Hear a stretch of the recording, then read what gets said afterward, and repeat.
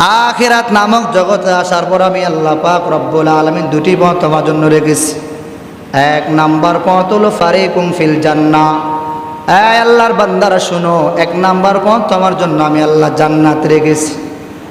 দুই নাম্বার পথ অফারিকুম ফিস সাইর। আল্লাহ বলে মানুষ, দুই নাম্বার পথ তোমার জন্য আমি আল্লাহ জাহান্নাম রেখেছি।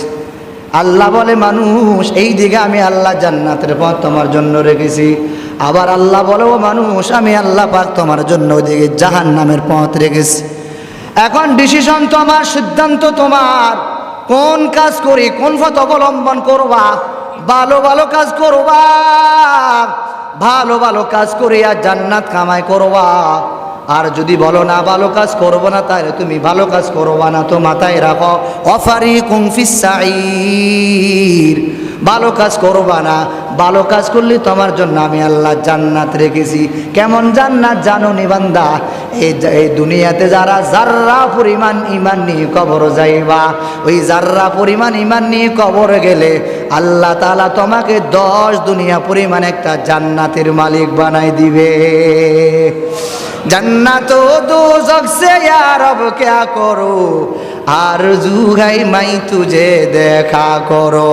हूरे गिल्मा जितनी नेमत है तू, सबसे बेहतर नेमत है दीदार तू। बेहेश्त आज़म के आज़ारे नबाशद, कसे राबे कसे कारे नबाशद। জান্নাতের ভিতরে কোনো কষ্ট নাই, জাহান্নামের ভিতরে কোনো সুখ নাই। জান্নাতের ভিতরে বান্দা তোর জন্য আমি আল্লাহ আরাম রেখেছি, শান্তি রেখেছি। ও বান্দা, তোর জন্য আবার বিপরীত জায়গা জাহান্নামের ভিতরে আমি আল্লাহ অশান্তি তৈরি করে রেখেছি। অতএব তুমি দুনিয়ারে ভালো কাজ করবা, ভালো কাজ করবা, আমি আল্লাহ পাক রব্বুল আলামিন খুশি হয়া তোমার জন্য জান্নাত আমি আল্লাহ রেখেছি। এই ভালো কাজগুলি করতে গিয়ে আমাকে বিভিন্ন পথ অবলম্বন করা চাই, বিভিন্ন পথের প্রতীক হওয়া চাই। যে কাজ করলে মালিক আমাকে খুশি হবে, আমি সে কাজটা করলে মালিক আমার জন্য খুশি হবে। আচ্ছা, আমার সামনে যারা আছে একটু জবান খুলে একটু বলেন তো, এই পর্যন্ত কোনো মাওলানা সাহেব, কোনো ডাক্তার সাহেব, কোনো এলাকার কোনো মেম্বার, চেয়ারম্যান সাহেব, কোনো এলাকার কোনো মান্যগণ্য ব্যক্তি, কোনো মাঝি কেউ বলছিল যে গান বাজলে সোয়াব হবে? একটু আওয়াজ দিয়ে বলেন তো, আরো ধরে বলেন, গান বাজলে সোয়াব হবে কেউ বলছিল? বলেন। আচ্ছা বলেন তো, চুরি করতে বিসমিল্লাহ পড়তে হবে, এই কথা কে বলছিল? দেশে কি চোর নাই? জোরে বলেন না কেন মিয়া? চোর নাই, চুরি হয় না? এত ওয়াজ করে চুরি না করে বলা তো চুরি তো হইতে আছে। নামাজ আল্লাহ বলে এত ওয়াজ করিতে, বেনামাজি তো বাড়তেই আছে। বুঝেন নাই মনে হয়? এত ওয়াজ করি গান বন্ধ করার জন্য গান বাড়তেই আছে। এটার মূল কারণ হলো ওই যে আবুল আহাব, আবু জাহেল, উতবা, সাইবা, নমরুদ, ফেরাউন, কারুন, সাজ্জাদ, এরা কি পরিমাণ বয়ান শুনছে। আবুল আহাব নবীর আপন চাচা, আর এখানে তো আমার আপন চাচা কেউ না মিয়া, এখানে তো আমার চাচা কেউ নেই, আমার আত্মীয় স্বজন এখানে কেউ নেই। নবীর আপন চাচা এত কথা শুনলো, এত বয়ান শুনলো, নবীর সামনে পেল, এই জানোয়ার এরপরও স্বীকার করো নাই আল্লাহ একজন আছে। তা আপনার তো কোনো প্রশ্নেই উঠে না, কি মানবেন আর কি নামাজ পড়বে, কি আমল করবেন আর কি চিন্তা ভাবনা করবেন। এজন্য ভাবনা চিন্তা করা চাই। আমি আমার কতটুকু সাজাইলাম, ঘর সাজাইলাম কত সুন্দর করে। দেখবেন যারা বিল্ডিং করেছেন বারবার কাজ করতে হয়, যত টাকা লাগা তত সুন্দর লাগে। রং করো, টাইস করো, মোজাইক করো, আরো সুন্দর লাগে। নতুন বাড়ি করার পর গাছ লাগাও, সুন্দর লাগে। গাছ লাগাও, পরিবেশ বাঁচাও, সুন্দর হয়ে যা। এ দুনিয়ার মানুষ বাড়ি তো অনেক কিছু দিয়া বাড়ি সুন্দর করলেন, ঘর সুন্দর করলেন। এই যে আল্লাহ 3.5 হাত বডি দান করলো, এই 3.5 হাত বডিকে কি দিয়ে সুন্দর করলেন চিন্তা করছেন কখন? এই 3.5 হাত বডিকে কি দিয়ে সাজাইলেন? বাড়ি সাজাইলাম চেয়ার দিয়ে, খাট দিয়ে, আলমারি দিয়ে। ঘর সাজাইলাম চেয়ার দিয়ে, খাট দিয়ে, আলমারি দিয়ে, কত সুন্দর করে ঘর সাজাইলাম। কত সুন্দর করে সুগি জালমারি লাগায় ঘর রং করি, ঘর সাজাইলাম, দেখলে কত সুন্দর লাগে, মাশা আল্লাহ। বাড়িতে কত সুন্দর সুন্দর গাছ লাগাইলাম, ফল খায় বিভিন্ন জানোয়ারগুলি, অন্য অন্য পাখিরাও ফল খায়, অন্য পাশের মানুষও ফল খায়, বিক্রি করে, কত সুন্দর লাগে। এই মানুষ একটু ভাবো আর চিন্তা করো, তুমি তোমার দিকে তাকায় একটু প্রশ্ন করো, এই যে আল্লাহ পাক রব্বুল আলামিন আমাকে এত সুন্দর করে বানাইলেন, তো আমি আমাকে কি দিয়ে সাজাইবো, কি দিয়ে রং করবো? সিবগাতাল্লাহ, ওয়া মান আহসানু মিনাল্লাহি সিবগা ওয়া নাহনু লাহু আবিদুন। আল্লাহ তাআলা বলে, মানুষ দুনিয়ার কার রঙে রঙিন হওয়ার দরকার নাই, আমি আল্লাহর রঙে রঙিন হইবা, আর কবর আসার পর আমি আল্লাহ তোমার সাথে হিসাব নিকাশ করিয়া অটোমেটিক জান্নাতের মালিক বানাই দিব। আজকের আলোচনা বিষয়বস্তু হলো কোরআনের মর্যাদা সম্পর্কে।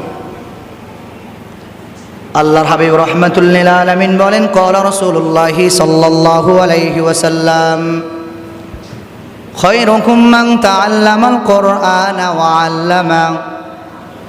রহমতের নবী বলেন, আমার উম্মতের দল, এই পৃথিবীর বুকে ওই ব্যক্তি সর্বশ্রেষ্ঠ দামি, ওই ব্যক্তি সর্বশ্রেষ্ঠ দামি উত্তম মানুষ, মর্যাদা সম্পূর্ণ মানুষ, তিনি হলেন কে? রহমতের নবী বলেন, তিনি হলো ওই ব্যক্তি যিনি কোরআন শিখে অন্যকে কোরআন শিখায়। সুবহানাল্লাহ বলেন। নবী বলেন, কথা হলো দুইটা। এক নাম্বার কথা হলো যিনি কোরআন শিখি, খায়রুকুম মান তাআল্লামাল কুরআন ওয়া আল্লামাহ। নবীজি বলেন, এই পৃথিবীতে দুই ব্যক্তি সর্বশ্রেষ্ঠ দামি। এক নাম্বার ব্যক্তি হলো যিনি কোরআন শিখলো, দুই নাম্বার ব্যক্তি হলো যিনি কোরআন শিখিয়া অন্যকে শিক্ষা দিল। তো নবীজি বলেন, এই দুই ব্যক্তি এই পৃথিবীর ভিতরে সর্বশ্রেষ্ঠ।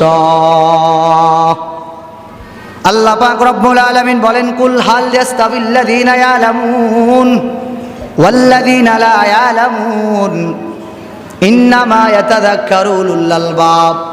আল্লাহ পাক রব্বুল আলামিন বলে, হে নবী, আপনি আপনার উম্মতদেরকে জানায়া দেন, কুল হাল ইয়াস্তাবিল্লাযীনা ইয়ালামুন ওয়াল্লাযীনা লা ইয়ালামুন ইন্নামা ইয়াতাযাক্কারু উলুল আলবাব। দুনিয়ার মানুষ একটু বলো, যারা জানে আর যারা জানে না, ওরা কখনো কোনো দিন সমান হতে পারে? এখন আল্লাহ পাক রব্বুল আলামিন বলে, পৃথিবীর ভিতরে ওই ব্যক্তি সর্বশ্রেষ্ঠ দামি। আমরা বলি না টাকাওয়ালারা দামি, ঘর মোজায় কলা টাইসওয়ালারা দামি, টাকাওয়ালারা দামি, পয়সাওয়ালারা দামি। না না, ওরা দামি না। ওরা যদি দামি হতো তাহলে বড় লোকের 500 বছর আগে গরিব কখনো জান্নাতে যেত না। সুবহানাল্লাহ। পয়সাওয়ালার 500 বছর আগে গরিব মানুষ জান্নাতে প্রবেশ করবে। তাহলে বুঝেন বিষয়টা কেমন, কেন প্রশ্ন হলো। এখন সমস্যা ওই জায়গাতে, ওই যে টাকাওয়ালারা টাকার হিসাব দিতে দিতে অস্থির হয়ে যাবে। লাগা যাকাত তো ঠিক মতো আদায় করো নাই, নৌকাতে এমনিতে ডুবে যাবে। আল্লাহ বলে, মানুষ হতে 2.5 টাকা আমাকে দিয়ে দিবে, এটা আমি প্রাপ্য। গরিবকে দাও, অসহায় মিসকিন মানুষকে দিয়ে দাও। পাড়া প্রতিবেশী কত মানুষ অসহায় না খেয়ে আছে, ওদের একটু সহযোগিতা করো। আমি বলি, কি দরকার, আল্লাহ আমার দিছে, আমি খাই, আমি বাসি, কারো দেওয়ার দরকার নাই। তা আল্লাহ বলো, ওয়েট করো, হয়তো ডাকাত রেডি না হয়, চোর রেডি না হয়, নৌকা ডুবাই দিমু, শেষ করে দিমু। ওই যে বছরে মিনিমাম 50,000 টাকা তো আমার জাকাত আসতো। তো আল্লাহ বলো, সমস্যা নাই, চোর ঢুকিয়া লয়ে যাবে 1 লক্ষ টাকা। হায় হায় আফসোস করবে। সময় থাকতে কদর করা চাই। ধরেন হঠাৎ করি আল্লাহর এক বান্দা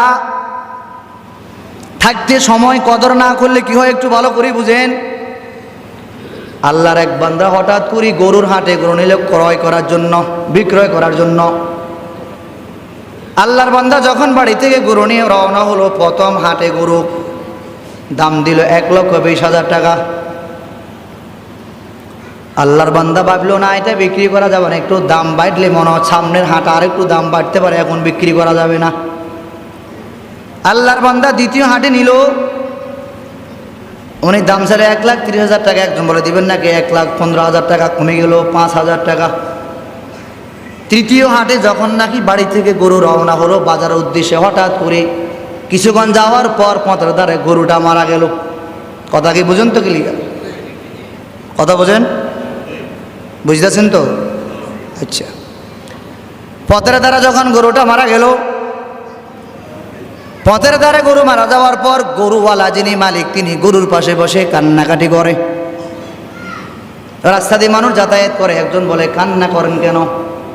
ও ভাই, আমি কান্না কোনো দুঃখে করি না, কান্না করি সময়ের ব্যবধান আমাকে হঠাৎ করে ব্রেক করে দিল। কি সময়?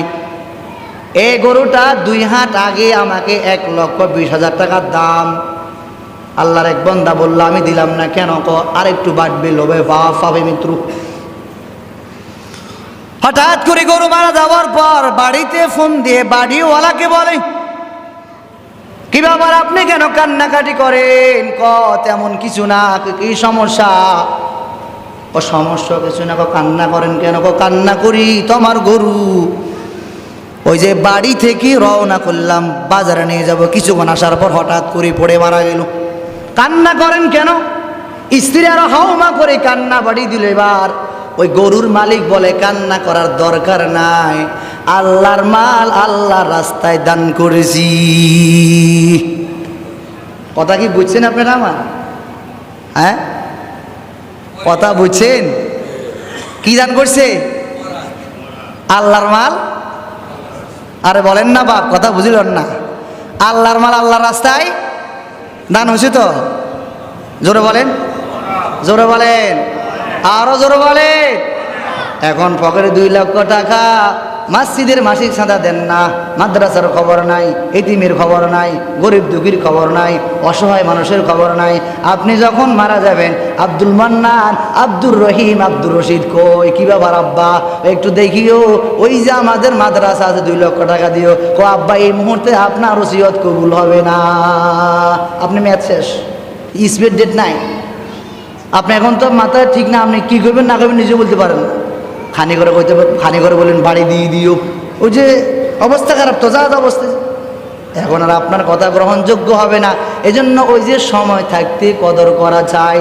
যখন হায়াত আছে নামাজ পড়া চাই, যখন পকেটে টাকা আছে দান করা চাই, মাদ্রাসায় দেওয়া চাই, মসজিদে দেওয়া চাই। যখন টাকা শেষ হয়ে যাবে, আমি একবার সম্ভবত সাগুরে বাজার শুনলাম, ওই সাগুরে বাজার নাকি একটা লোক আছিল অত্র এলাকার মধ্যে, অনেক টাকাওয়ালা পয়সাওয়ালা। হঠাৎ করে লোকটাকে আমি পথের ধারে দেখলাম, দেখার পর আমার পাশে একজন ব্যক্তি বলে, হুজুর ওনাকে চিনেন কিনা? আমি বলি না, রাস্তার পাশে দেখি ওয়াজ মাহফিলে মাঝে মাঝে যায়, স্টেজে মাঝে মাঝে দেখি, মাঝে মাঝে বসে, মাঝে মাঝে সালাম দেয়, এমনিতে চিনি না, পাগল হিসেবে চিনি কনা হুজুর। উনি একসময় হাতিয়াতে সবচাইতে বড় টাকাওয়ালা পয়সাওয়ালা ছিল, আজকা হাঁটিয়া হাঁটিয়া ভিক্ষা করার কারণ কি? ওই যে সময় থাকতে জায়গা বরাবর টাকা খরচ না করার কারণে আল্লাহ বলে, আমি আল্লাহ দিও দেখি আবার নিও দেখি। নদীর কুল ভাঙ্গে ও কুল ফুরে, এই তো নদীর খেলা, সকালবেলার ধনীরে তুই ফকির সন্ধ্যাবেলা। আজকে তো অনেক টাকার মালিক, পয়সার মালিক, টাকাওয়ালা বলে মানুষ সার্টিফিকেট লাগায়া দেয়। এখন মারা গেলে ইমাম সাহেব মসজিদ থেকে এলান করবে, মেম্বার সাহেব আর দুনিয়াতে না, ইন্না লিল্লাহি ওয়া ইন্না ইলাইহি রাজিউন। আটটা তারা জানাজা সভা জানাজা পড়ে শেষ করবেন। জানাজা পড়ার পরে কেউ কেউ বলবে উনি সালিশ করতো ঠিক মতো, বিচার করতো ঠিক মতো, চোর ডাকাত ওনার এলাকাতে প্রবেশ করতে পারতো না, উনি একজন ভালো মানুষ ছিল, রাস্তা করতো, এতিমের হক টাকা নষ্ট করতো না, ওই যে কাঠগুলি ঠিক মতো বরাবর বরাবর দিত। আর যদি এলোমেলো করা মানুষ যখন নাকি অটোমেটিক মাটি দিবে, মিনহা খলাকনাকুম ওয়া ফিহা নুঈদুকুম ওয়া মিনহা নুখরিজুকুম তারাতান উখরা, মাটি দেওয়ার পর হাঁটিয়ে হাঁটিয়ে বলে ঠিক মতো বিচার করতো না, রাস্তাঘাট করতো না, এতিমের টাকা মেরে খেত, মানুষের কাঠ মেরে খেত, অন্যায় করতো, অবিচার করতো, জুলুম করতো। কোরআনওয়ালাদেরকে দেখতে পারে না, মসজিদের সাথে কোনো সম্পর্ক নাই, মাদ্রাসার সাথে কোনো সম্পর্ক নাই। ও মাঝে মাঝে বলে রোজার ফোজা সমান সমান, ওরা মন্দিরও যায়, ওরা আমার মিম্বরও যায়, ওরা মন্দিরও যায়, আবার টিপ লাগা, আবার মসজিদে আসে, আবার মাঝে মাঝে টুপি লাগা। এই মুসলমান এই এমনি এমনি কাজগুলি করে।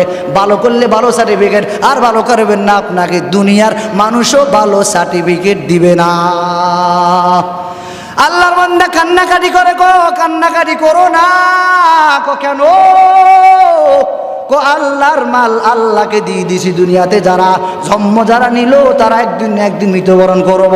এবার বাড়িওয়ালা বলে, আরে তো আপনি যে আল্লাহর মাল আল্লাহকে দিলেন আমি বুঝলাম, একটু বলেন তো এই যে 2 হাত আগে 1,20,000 টাকা দিল, আপনাকে বললো গরু দিলেন না, বুঝলাম তো আল্লাহর মাল আল্লাহকে দিয়ে দিলেন, তো 1,20,000 টাকা কই?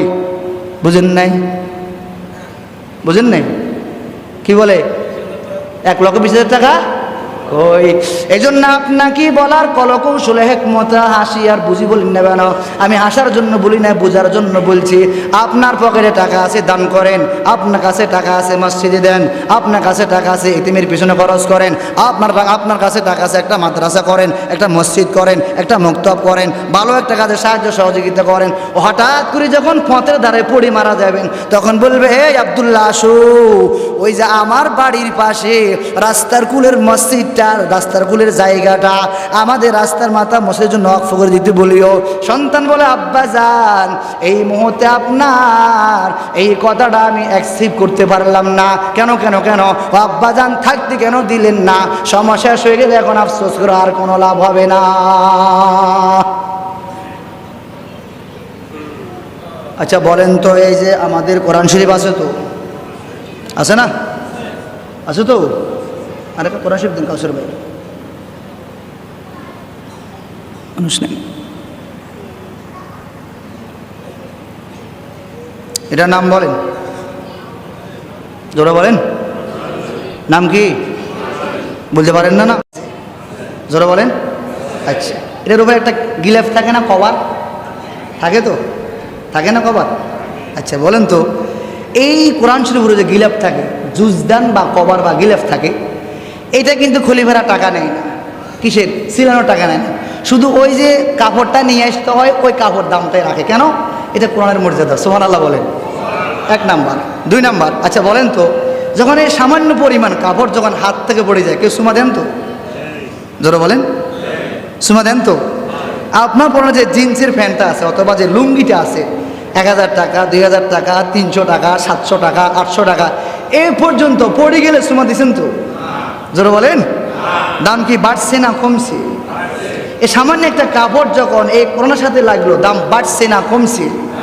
জোরে বলেন, আর একটু জোরে বলেন না। আপনি যদি লাগেন দাম বাড়বে না কমবে? চিল্লা বলেন সুবহানাল্লাহ, আর জোরে বলেন সুবহানাল্লাহ। দাম বাড়ছে না কমছে? আসেন এবার ওই যে রেল, ওই যে রেল, প্লাস্টিকের একটা রেল, এই প্লাস্টিকের রেলের দাম ধরেন 30 টাকা, ধরেন 100 টাকা অথবা 50 টাকা। কিসের রেল? প্লাস্টিক। কথা বলেন কিসের রেল? কথা বলেন না কেন? What is this? পিছনে কথা বলেন কেন? কি কি? প্লাস্টিকের রেল। এই রেল যখন হাত থেকে পড়ে, সুমা দেন তো? সত্যি দেন? কভার লাগান তো? বুকে বাজান তো? দাম কত? 50 টাকা অথবা 100 টাকা। আচ্ছা বলেন তো, এই যে আপনার বাড়িতে সেগুন গাছের কাঠ দিয়ে 1,00,000 টাকা, 50,000 টাকার খাট, এটা কখনো সন্তান প্রস্রাব করার পরে সুমা দিয়েছিলেন? জোরে বলেন, আর একটু জোরে বলেন না। দাম বাড়লো কেন? জোরে বলেন, দাম বাড়লো কেন? আপনি লাগলে কি দাম বাড়বে না কমবে? জোরে বলেন, আপনি এটার সাথে লাগলে দাম বাড়বে না কমবে? আল্লাহ আমাদেরকে এটার সাথে লেগে দাম বাড়ানো সে তৌফিক দান করে। চিল্লা বলেন আমিন। এই যে কাঠ হয় বেশিরভাগ তুলা গাছ দিয়ে, তুলা গাছ দিয়ে মনে কাঠ বানায় আর কাঠিস বানায় সম্ভবত। ধরুন একটা গাছের রেল বা গাছের একটা কাঠ দিয়ে রেল বানানো হয়, এগুলো বেশিরভাগ যেগুলোর দাম বেশি, হ্যাবজখানা পড়ে একটু উপরে, তো পড়তে সুবিধা, ওগুলোর দাম মনে হয় 300 টাকা না 280 টাকা বা 250 টাকা কিনা হয়। এই মাত্র 200 বা 250 টাকার এই রেলটা যখন কোনো কারণবশত হাত থেকে পড়ে যায়, সাথে সাথে চুমা দেয়, বুকের সাথে লাগায়, কপালের সাথে লাগায়। আর আপনার বাড়িতে এত দাম, 30,000 টাকার খাট, 20,000 টাকার খাট, এত দামি খাট, যদি সন্তান পায়খানা করে দেয়, প্রস্রাবও করে দেয়, আপনার তো ফা দিয়ে উঠেন, ফা দিয়ে তো নামেন নাকি? কথা বলেন, খাটে উঠতে ফা, নামতেও কি? জোরে বলেন না মিয়া। খাটে উঠতেও আগে কি দিতে হয়? নামতে কি দিতে হয়? কখনো কি চুমা দিছিলেন? জোরে বলেন, কখনো চুমা দিছিলেন? এই যে মাথার মধ্যে 10 টাকা দামের একটা টুপি, 10 টাকা মাত্র, 10 টাকা দামের টুপি। এই টুপিটা একজন ব্যক্তি হুন্ডা চালায়, হঠাৎ করে কোনো ঘটনা বাতাসে পড়ে গেল, লোকটা চলে গেল।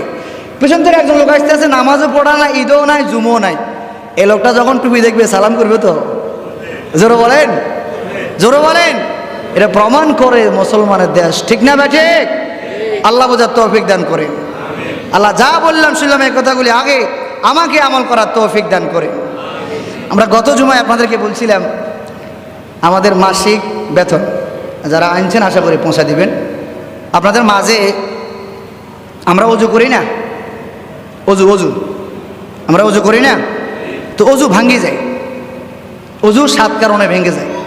আমরা নামাজ পড়ি না, নামাজ 19 কারণে ভেঙে যায়। আমরা গাড়ি চালাই না, এই চাকাগুলো মাঝে মাঝে লিক হয়। আচ্ছা বলুন তো, রিক্সা যখন লিক হয় মোবাইল বিকের কাছে নেই? মোবাইল বিকের কাছে নেই? হুন্ডা বিকের কাছে নেই? কার কাছে নেই? জোরে বলেন। যে ঘড়ি যখন নষ্ট হয় সাইকেল বিকের কাছে নেই? জোরে বলেন না কেন মিয়া? কার কাছে নেই? তো নামাজ যে লিক হয় এটা আপনি কি বুঝতে পারেন? জানেন না আপনি। আমি দীর্ঘ 10 হইতে 12 বছর আগে এক জায়গায় তারাবি পড়াইতাম, সূরা তারাবি। আমার একজন মুসল্লি ছিল, ওই মেম্বার সাহেব যেখানে বসেন উনি এইভাবে বসতেন, ওই পাশে বসতেন। হাজি সাহেব লম্বা করে চিকন ছিল, হোসাইন হাজি নাম ছিল। উনি মারা গেলে আল্লাহ ওনার কবরকে জান্নাতের বাগান মার দেন। সিল্লা বলেন সুবহানাল্লাহ, আরো জোরে বলেন আমিন। তো উনি একদিন তারাবির সময় আমি মনে অজু করে একটু আগে ঢুকছি, একজন বাহিরে আজান দিতেছে, ওনার থেকে বায়ু বাইর হয়েছে মার, বুঝুন তো। উনি অটোমেটিক আর দিয়ে দিছে, আমরা সবাই শুনছি। তো বলে হাজি সাহেব অজু নেই। কথা বলেন কেন? ব্যাঙে ডাক দিছি। কি বলে? কথা বলেন না, ব্যাঙে ডাক দিছি। একবার স্পষ্ট আমাকে বলছে, আমি তিনি উনি কিন্তু কার অজু করে নাই, বাহিরও যায় না, এই ব্যাঙে ডাক দিয়ে নামাজ পড়ছি। এই হয়ে গেছে নামাজ। ওই সময় থাকতে কদর করা চাই। টাকা আছে ভালো কাজে খরচ করে। এখন সন্তান মাদ্রাসায় পড়তে পারেন, একটা টুপি নিয়ে দেন, একটা পাঞ্জাবি নিয়ে দেন, একটা রেল নিয়ে দেন, একটা কোরআন শরীফ নিয়ে নেন, আপনি সবের ভাগী হবে। টাকা আপনার, ডিসিশন আপনার, সিদ্ধান্ত আপনার। আপনি এমন করেন না। আমি যে কোনো এক জায়গাতে খলিফা দোকানের সামনে বসা ছিলাম, একজন স্বাস্থ্যবান একজন ব্যক্তি আসি, মহিলা আসি, খলিফাকে বলে আমি পয়সা পাশি। তো খলিফাকে আসি বলে, খলিফা জি ম্যাডাম বলেন। ও আমার গায়ে 10 গিরা কাপড় দিয়ে ব্লাউজ সিলে। তো খলিফা বলে ম্যাডাম আপনার গায়ে 14 গিরো হবে না। Set up, stop your mouth, টাকা আমার, ডিসিশন আমার, শরীর আমার, তুমি কাজ করবা, টাকা নেবা, সমস্যা কি? তো মহিলা যখন চলে গেল, এবার আমাকে খলিফা বলে হুজুর জি বলেন, দেখছেন তো কারবারটা? আমি বললাম কোনো সমস্যা নেই, এগুলো কিছু করার না, আপনি কাজ করবেন, টাকা পাবেন। তো আমি বললাম শুনেন, এই ব্লাউজ নাম দিয়েছে 10 গিরা, 9 গিরা, 8 গিরা, 7 গিরা, 6 গিরা, 5 গিরা, 4 গিরা, 3 গিরা, 2 গিরা, 1 গিরা। এক সময় শুনবেন ব্লাউজের 9 গিরা। কথা বোঝেন নাই আমার মনে? এক সময় শুনবেন ব্লাউজে, জোরে বলেন না কেন? এক সময় শুনবেন ব্লাউজে 9 গিরা, নাই গিরা ছাড়া ব্লাউজ চলে বুঝলেন? আল্লাহ বোঝার তৌফিক দান করে, সিল্লা বলেন আমিন। এটা আপনি কর্তা, আপনাকে দায়িত্ব পালন করবে, না হয় আপনার ধরা খাবে। তো অজু যে 7 কারণে ভাঙ্গে, এই 7টা কারণে একটু আপনাদেরকে শুনেব। আমাদের মাঝে একজন ছাত্র এই 1-এ পড়ে মাত্র, এ কি কারণে অজু ভাঙ্গি যায়, মানে কোন কোন কারণে অজু ভাঙ্গে। বমি করলে ভাঙ্গে, বায়ু বাইর হলে ভাঙ্গে, প্রস্রাব করলে ভাঙ্গে, পায়খানা করলে ভাঙ্গে, হেলান দিয়ে ঘুমালে যে ভাঙ্গে। এই কথাগুলি ধারাবাহিক একজন সন্তান আপনাদেরকে শোনাইবে, হয় কিনা একটু শুনুন ইনশাল্লাহ। এরপরে আমাদের ভাই কত হবে, সময় আছে। ইব্রাহিম চামনাস,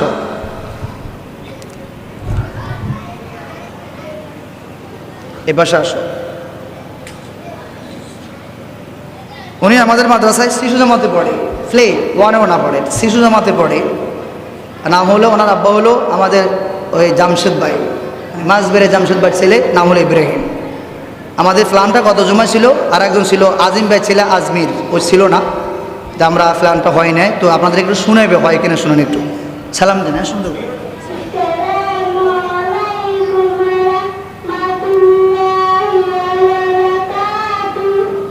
বুঝবার কারণ।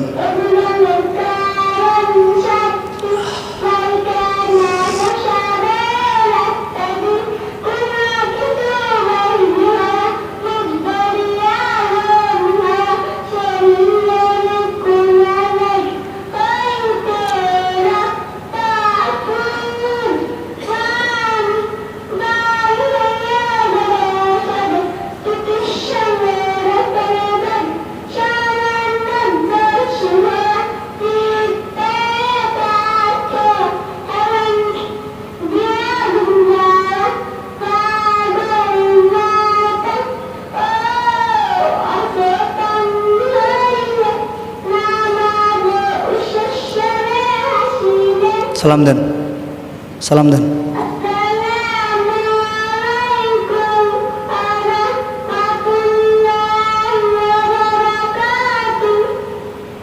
أما بعد فأعوذ بالله من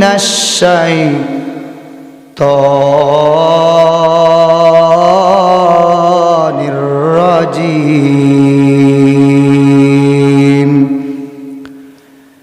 بسم الله الرحمن الرحيم.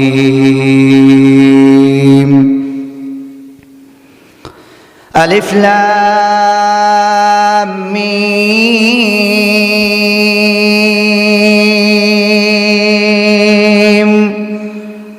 ذلك الكتاب لا ريب فيه هدى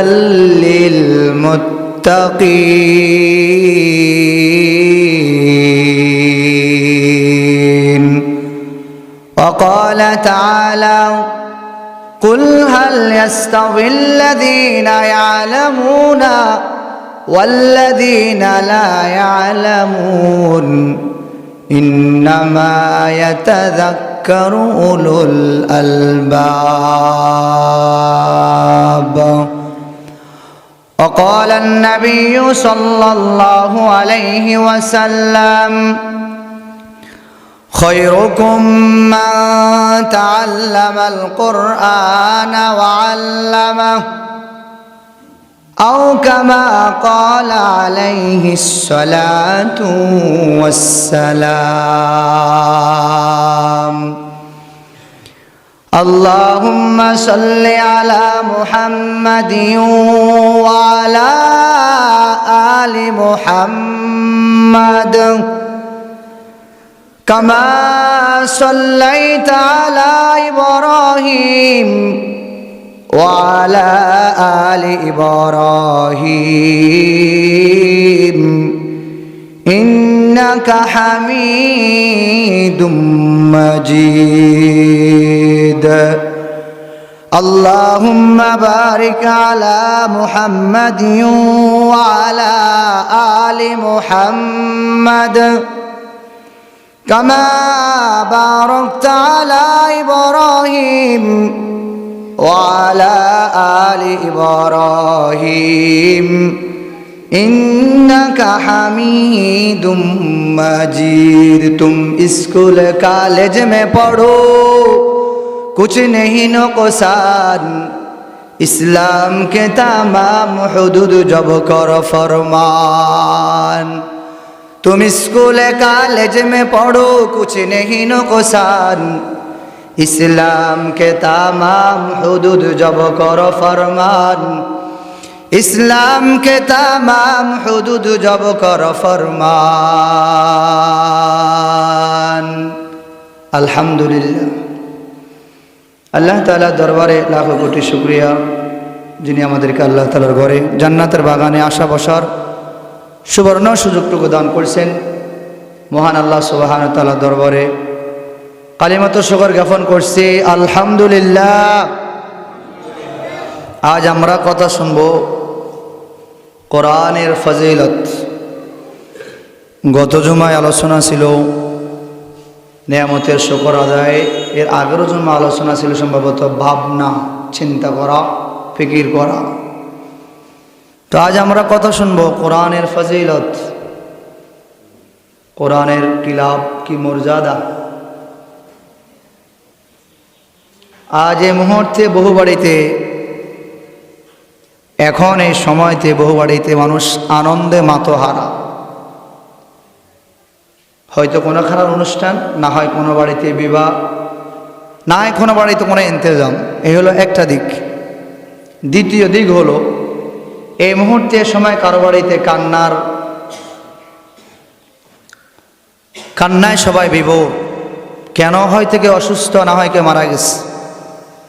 এই সময় এই মুহূর্তে কোথাও সূর্য মাত্র উঠতেছে, এই মুহূর্তে এ সময় কোথাও সূর্য মাত্র ডুবতেছে। হয়তো কোনো সময় কোনো জায়গাতে মাত্র ফজর আজান, হয়তো কোনো জায়গায় জোহর আজান চলে মাত্র মুহূর্তে।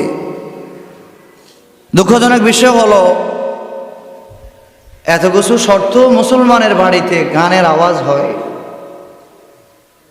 বিবাহতে গান না বাজলে মনে হয় বিবাহ হয় না।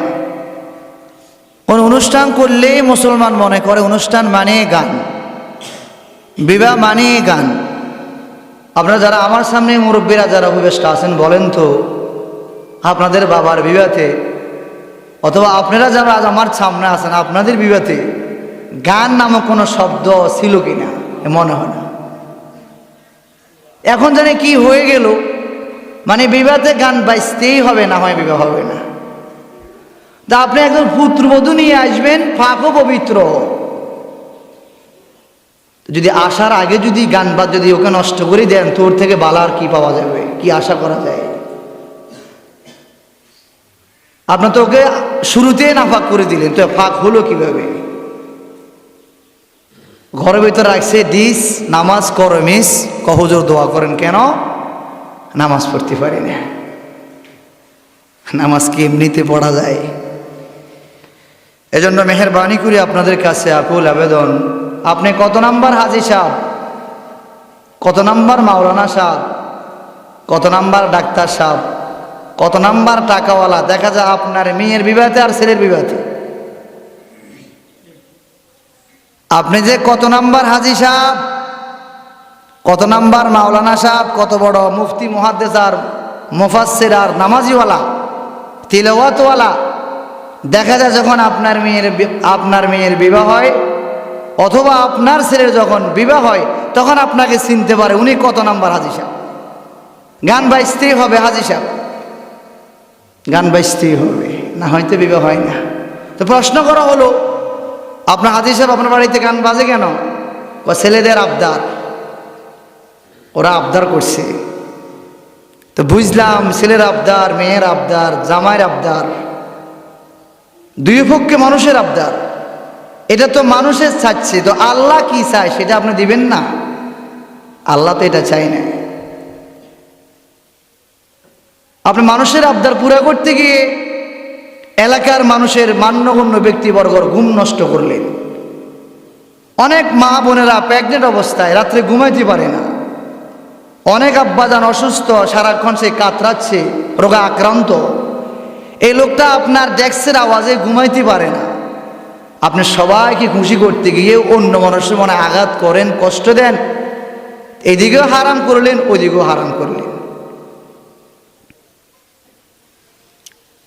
এজন্য আপনারা একটু সচেতন হন, এগুলো থেকে দূরে থাকেন।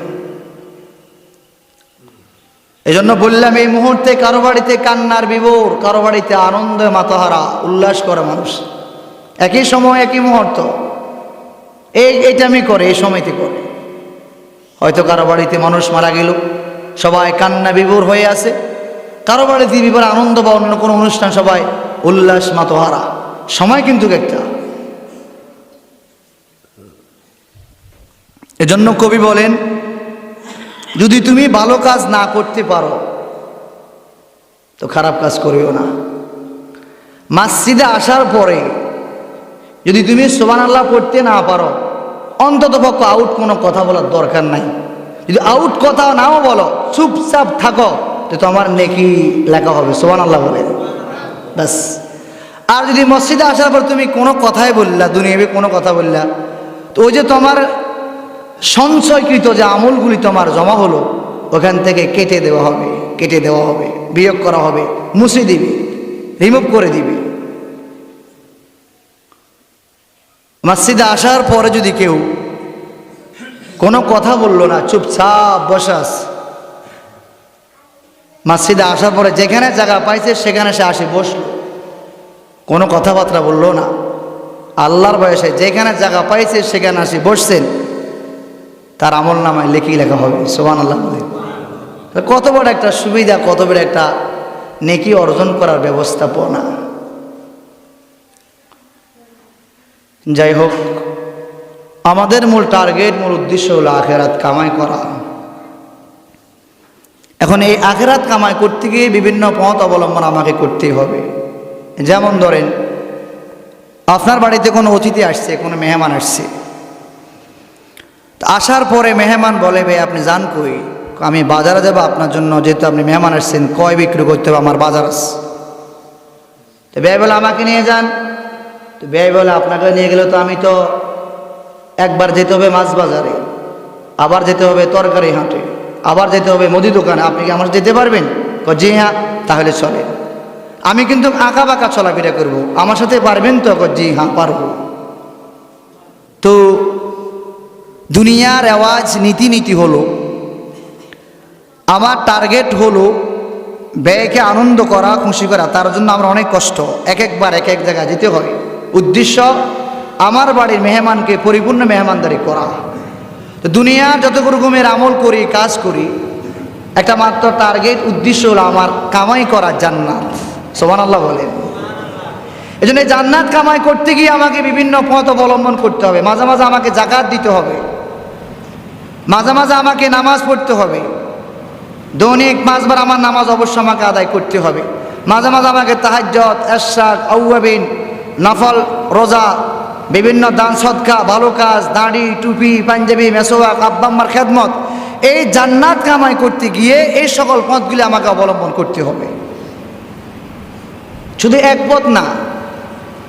আল্লাহ তাআলা বলেন ফারিকুম ফিল জান্নাতি ওয়া ফারিকুম ফিস সাঈর। আল্লাহ তাআলা বলে মানুষ, আমি আল্লাহ পাক রব্বুল আলামিন দুনিয়ার থেকে বিদায় হওয়ার পরে মাত্র আমি আল্লাহ তোমার জন্য দুটি পথ রেখেছি। দুনিয়ার মানুষ শোনো, আমি আল্লাহ পাক রব্বুল আলামিন দুনিয়ার থেকে বিদায় হওয়ার পর আখিরাত নামক জগতে যখন আসবা,